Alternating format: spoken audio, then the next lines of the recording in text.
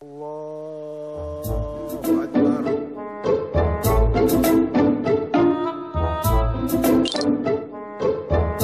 Buset deh, cecep enak banget. Buang aja di pundak kasih Ovi. Nyari WC kek. Waduh, gue batalin gak ya? Allah, gue batalin aja dah. Astaghfirullahalazim, batal deh.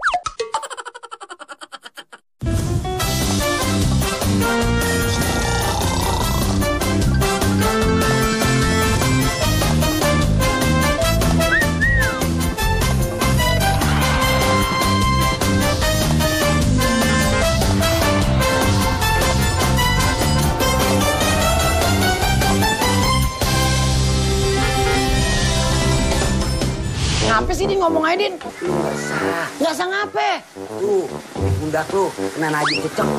Ya tapi kan gua nggak tahu, kalau nggak tahu ya sah aja. Apa lu najis nggak sah? Iya tapi lu nggak. Allah biha ya Allah biha ya Allah bihusnil khatimah ya Allah biha ya Allah biha ya Allah bihusnil khatimah. Waduh, si Ustadz ngapa ya? Bukan cari solusinya, malah dia nyanyi. Saya ini lagi masalah sama si Opi, Tad. Cari dong solusinya, bukan nyanyi. Please, please, Tad, please. Ente yang ini. Tung, dang, dang. Oke, siap. Tung, tak, tung, gitu. Dang, jelek lu Din. Dang. Lu ngatain gua? Itu kan gendang tadi. Biar Ini. kate main rebana juga lu mau berantem aja. Nih saya capek banget sebenarnya saya cerita media nih Ustadz nih. Kenapa? Bilang ini saya sholat saya jadi imam. Nah, terus? Saya nggak tahu barangkali yang tahu dia nih. Iya. Di atas ada cicak. Ah. Ret, aja ke sini nih cicak nih kotoran itu. Oh. Kata Udin batal. Saya lagi jalan nih, dibisikin, pi batal sholat lu. Kan saya pegel.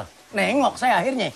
Ya saya kan gua keluar kewajiban namanya di belakang dia kan. Kan saya nggak batal. Saya nggak tahu kan. Saya nggak tahu, nggak batal. Tapi kan gua ngasih tahu. Lu ngasih taunya ntar. Ntar gimana? Kelar sholat. Belum masuk sholat kan. Kalau udah bisa kelar bilang sholat lagi. baru. Tuh, Tad. Opi ngomong ngalah.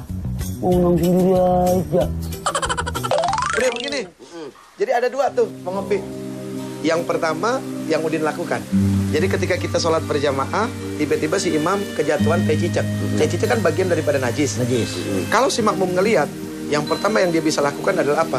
Membatalkan sholat si imam. Atau yang kedua, ya kan? Si makmum membiarkan. Begitu udah kelar sholat, si makmum yang tahu, dia ngebisikin ke imam. Mam, tadi lu kejatuhan. Kotoran. Tai siapa? Cecak. Oh iya. Ini jangan kemarin nunjuknya lah. Nanya kan nanya begini kalau nanya mah. Iya. Kejatuhan tai cicak, sholatnya ulang. Tapi kan gak sah kena gitu. Iya, gue kan nggak jelasin dua. Gue nggak jelasin dua. Saya kan prinsip saya gini, Tad. Karena saya tuh nggak mau namanya yang kotor-kotor. Dalam sholat itu kan harus bersih dan suci. Saya melihat yang kayak gitu, aduh gimana kayaknya gitu, Tad. Iya benar. Ini gue cuma ngasih tahu ada dua tahap, maksudnya begitu. Paham lo? Lo, gue. Apa yang coba lu jelasin? Jadi begini, satu, si makmum boleh menegur. Kedua, setelah sholat bisa juga begitu, bukan begitu? Begitu bukan? Bukan.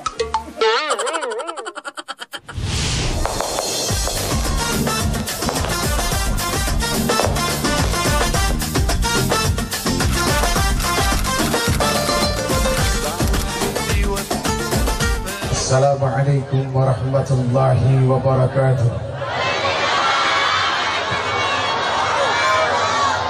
Ibu, suatu hari suami pulang, bawa gelang, keroncongan, tapi palsu. Mau? Nggak mau? Wah, lu nggak bersyukur lu. Harusnya diterima dulu, bersyukur. Alhamdulillah. Hari ini suami datang, belikan sesuatu, kemampuan yang mungkin ukurannya baru yang palsu-palsu. Terima.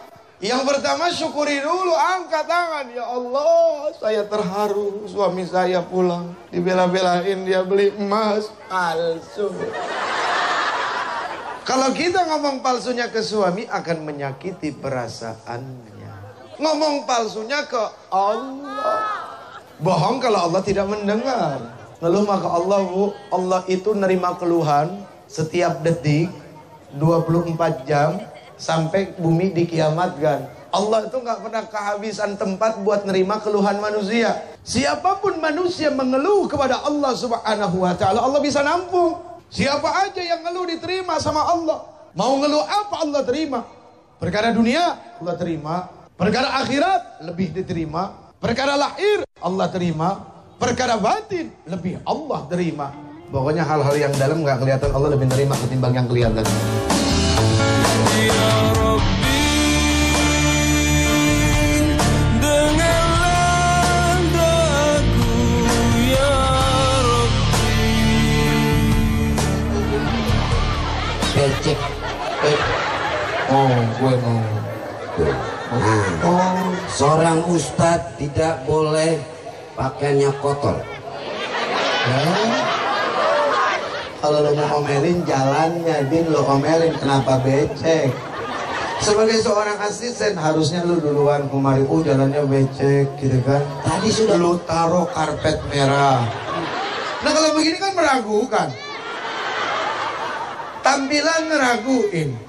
pakaian udah bagus. Pas-pasan katanya. Namanya celana pas-pasan. Bu, astagfirullahaladzim. Jangan menghina yang sudah terlihat. Sama aja itu, Ustaz.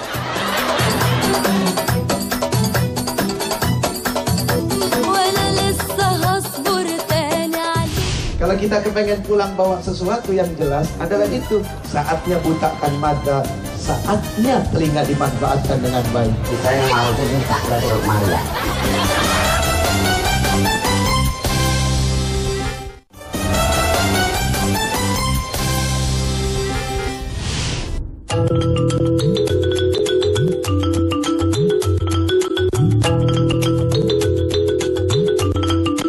Makan setelah lapar, berhenti sebelum kenyang.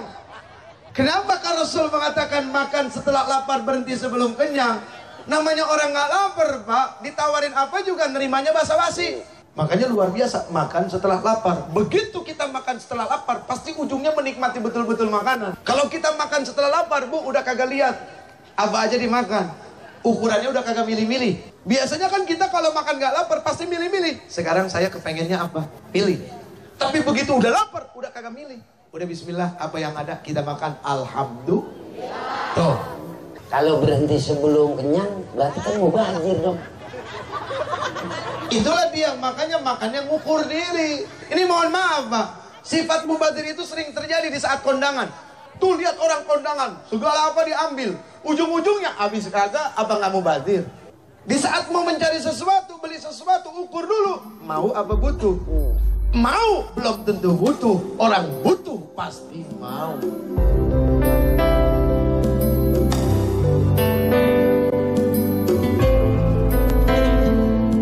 Kalau kepengen sukses nuntut ilmu, yang pertama, hawa nafsunya jangan ikut ngaji. Hawa nafsu kan diciptakan untuk durhaka, menolak kebenaran. Sementara ketika kamu duduk di dalam majelis ilmu, yang disampaikan adalah kebenaran, sudah pasti nggak akan nyambung sama yang namanya nafsu. Biarin akal sama imannya aja yang ngaji. Yang kedua, kalau duduk di majelis ilmu, utamakan pendengaran daripada penglihatan. Sekarang gue tanya sama lu, Din. Nih, lu baca koran, perlu suara apa enggak? Enggak dong. Oke, dengerin radio, kagak ada gambar, jadi masalah nggak? Masalah. Apa sih? Ya Allah. Kita dengerin radio nggak ada gambarnya, nggak jadi masalah, Pak. Tapi begitu kita nonton TV kagak ada suaranya, jadi masalah nggak? Masalah. Pasti itu masalah. Jadi masalah. Tahu deh tuh ada gambar. Kita nonton TV, gambar ada, suara kagak ada, jadi masalah, Pak. Artinya adalah apa? Meskipun yang kumpul di majelis ini, di lapangan ini adalah orang-orang yang matanya buta, tidak jadi masalah karena nggak diperluin mata di tempat ini, yang diperluin telinga.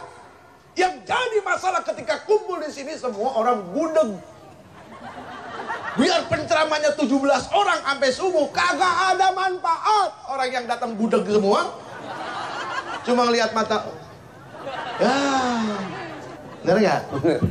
Apa? Kalau misalnya Marucu buta berarti ke kemari ya. Ujungnya tetap kagak ngerti dia. Jadi begitu. Kalau kita kepengen pulang bawa sesuatu yang jelas adalah itu. Saatnya butakan mata, saatnya telinga dimanfaatkan dengan baik. Karena alat untuk menerima suara itu bukan mata, tapi telinga. Iya. Orang melihat, kebenarannya hanya mencapai 30%. Tapi kalau orang melihat dan mendengar, maka kebenarannya mencapai 50%.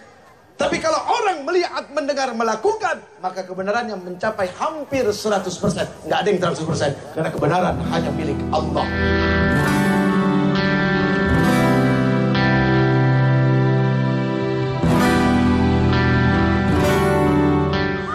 Apa?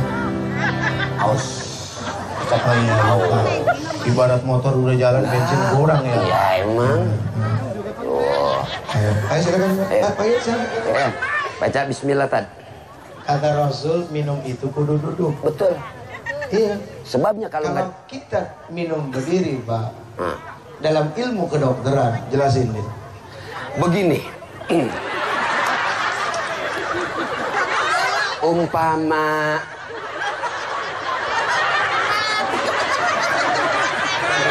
jadi Bu, yang namanya minum kita harus duduk.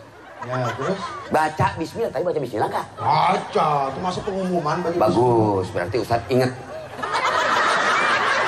Karena air putih itu, kalau misalnya gelasnya doang, nggak apa-apa, tinggalin pisang.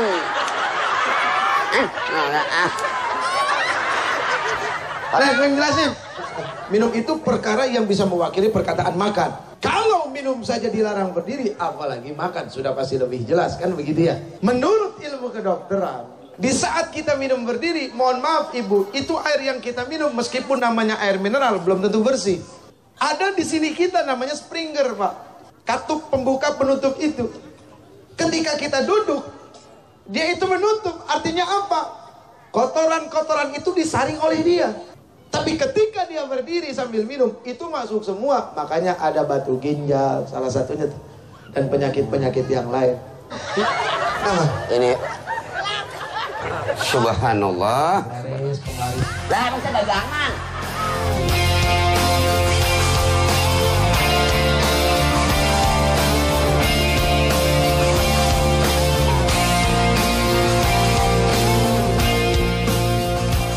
Ada orang-orang soleh. Soleh mana?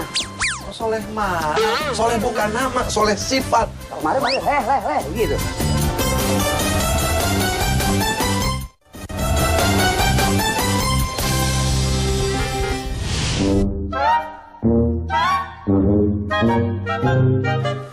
Masuk. Pi, Allah, lu udah kayak tikus kecebur tikus. Habis uduk. Nih uduk begini nih biar basah, jangan dilap. Jadi sholat kita afdol. Kalau uduk cukup sekali. Sekali bagaimana? Ini lu dikit-dikit uduk, asal dikit-dikit uduk. Ini penggorosan. Lu ngaji di mana lu? Di Baponaren? Pi, yang namanya tuh kita wudhu sekali, itu bisa kita gunakan sholat beberapa kali. Oh jadi kita misalnya uduk sekali nih, terus sembahyang zuhur, nggak usah uduk lagi. Oh, asar nggak usah uduk lagi, maghrib nggak usah uduk lagi begitu. Lo ngaji di mana? Gua tanya. Ngerti nggak sih gue bilangin? Makanya lo kalau ngaji di ustadz yang mulutnya lempeng. Emangnya ustadz jalan tol pakai lempeng? Makanya Pi kalau ngomong tuh jangan pakai kumis, pakai otak. Pakai mulut, mikir pakai otak. Basah amat. Iya, Saya biar abdul sholatnya ustadz, biar lepek, jangan kayak dilap. Oh gitu. Ini biar tak. Pemborosan gimana lo? Diam. Dulu nih, jangan selesai aja, entar gua angkat lubang hidung. Terus bagaimana? Terus? Katanya nggak abdul. Kata dia malahan yang enak katanya, ini uduk sekali. Sembahyang zuhur nih, uduk. Ntar mau sembahyang asar nggak usah uduk. Lagi, jadi sekali aja bisa dibawa sampai subuh. Terus Udin masalahnya apa sih? Nah, maksud saya, ini jangan menghambur-hambur air. Air itu sangat dibutuhkan oleh manusia. Tanpa air, ingatan. Kenapa? Manusia akan lemas. Dua-duanya benar. Asal tahu ilmunya. Tuh, lihat. Pertama Bang Opi, mau setiap sholat berwudu itu adalah baik. Kenapa begitu? Itu namanya sifat kehati-hatian. Khawatir nanti ada kentut yang gak kerasa, yang kagak berbunyi, yang halus keluar. Terus kata Rasul adalah apa? Kalau kita habis wudu, itu airnya jangan diseka. Biarin aja, karena setiap tetesan air itu adalah malaikat yang berdoa kepada Allah Subhanahu wa Ta'ala. Cuma kagak pakai basah begini. Nah itu yang jadi permasalahan. Udah diem, biar gue yang ngomong aja. Ada orang-orang soleh. Beliau sholat subuh pakai wudhu sholat isya. Tapi orang soleh. Orang soleh. Soleh mana? Soleh mana? Soleh bukan nama, soleh sifat. Saya. Orang soleh mah kadang ngaku. Kemarin gitu. Makanya lu dengerin gue. Kenapa dia bisa sampai sholat subuh pakai wudhu sholat isya? Karena mereka istiqomah ibadah kepada Allah, hatinya nggak pernah melengsong. Nih, lo. Udah, pokoknya gini, lu boleh sholat isya pakai wudhu sholat maghrib. Boleh tuh. Selama lu kagak batal wudhu. Tapi apa? Kalau Melepas. ya itu jelas-jelas kalau namanya kentut, ya kan? Kan begini, bukan masalah sengaja kan? Kentut pas sengaja, mau kagak sengaja, namanya lu kentut, Udin, batal. Udah lebih baik lu wudhu lagi. Hati-hati itu jauh lebih baik. Sekarang gua tanya, hati-hati lebih baik nggak? Enggak juga. Tapi hati-hati dalam hal kayak apa? Lu nyebrang hati-hati bagus nggak gua tanya? Bagus. Yang itu. Lu ibadah hati-hati bagus nggak? Bagus. Ya udah, ini kan ibadah. Kalau hati-hati nyolong kan nggak bener, Tat. Itu lain. Ini ngomongin apaan sih? Ibu nih.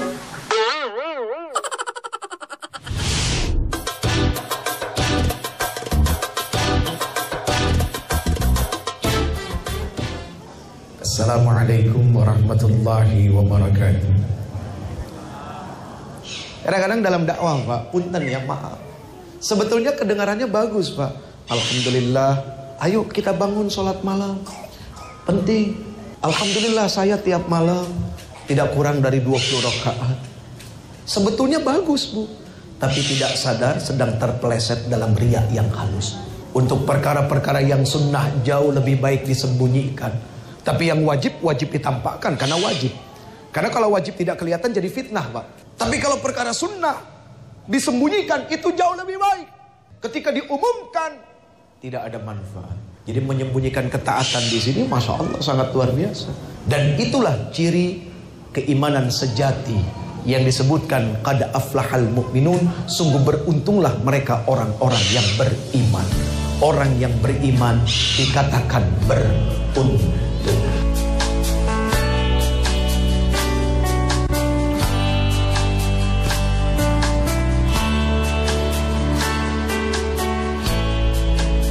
Handphone suka cari gara-gara nih. Kadang-kadang saya sholat, ini pengalaman pribadi sholat. Sholat, handphone ditaruh sini. Allahu Akbar. Tululit, bunyi. Denger dong. Karena yang namanya khusyuk itu bukan budek, Pak. Nengok, lirik. Padahal katanya kita kepengen khusyuk sholat. Tapi kita sendiri yang mendatangkan pengganggu. Tapi kan tadi, Apa? kalau misalnya ada berita penting, Ya sepenting-pentingnya, Din, namanya orang lagi sholat. Itu mah urusan belakangan. Lu udah beres hubungan sama Allah, baru urusan handphone lu. takutnya kalau ada rezeki masa ditolak. Ya urusan rezeki kan Allah yang ngatur, Din. Berarti ditolak dong. Bukan ditolak, cuma ditunda. Beda ditolak sama ditunda. Ditolak, ditunda. Kagak sama. Iya ya? Iya. Nah jadi begitu tuh. Ini Masya Allah. Tapi begitu kita hubungan dengan Allah, kita tidak mempersiapkan alat-alat untuk mengkhusukkan diri. Justru kita yang mengundang ketidakhusuan. Itulah manusia. Nah sekarang ketika beristighfar tidak serius, tidak sungguh-sungguh, bagaimana kita tahu kalau itu adalah sebuah dosa? Sementara istighfar yang baik ketika dia beristighfar sambil ingat dosa. Kan begini, kullu bani Adam khata'un. Setiap anak keturunan Adam itu pasti bersalah. Wa khairul khata'ina tawwabun. Dan sebaik-baik orang yang bersalah itu adalah orang yang meminta maaf. Jadi orang yang meminta maaf itu sebaik-baiknya orang, kata Rasul. Misalnya ada orang bikin salah sama saya, Udin nih bikin salah sama saya. Saya bilang sama dia, Ya, minta maaf. terus gue maafin lo. Gue bilang, iya Din, gue maafin lo. Tapi gue udah gak percaya sama lo. Manusia mah begitu. Maafin tapi pakai buntut. Kalau kita bawa buntut duluan nggak mengapa. Itu buntut apaan, Udin? Ini maksudnya pakai buntut, maafinnya kagak tulus. Oh, begitu.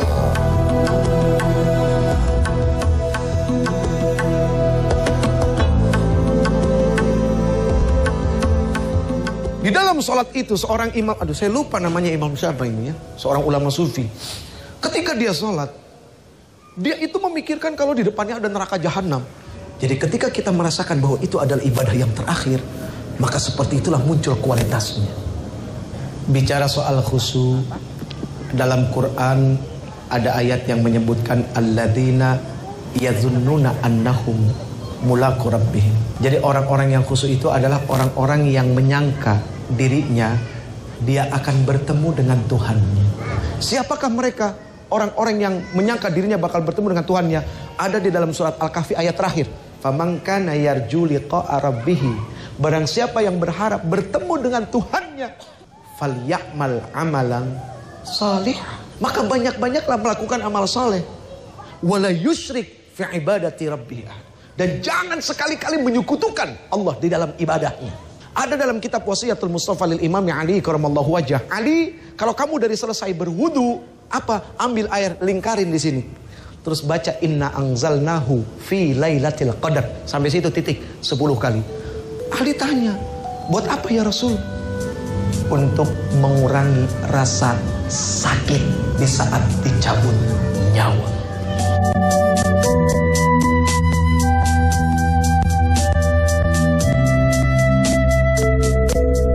Kalau nembak harus gitu. Nah, nembaknya bareng Bang Mamat. Makanya tonton terus tuh YouTube di Trans 7. Insya Allah kita bakal selamat dunia akhirat. Insya Allah. Saya mah nggak pasti jamin. Itu makan tergantung kitanya. Wassalam. Peace. Dengan menyebut nama Allah, jalan di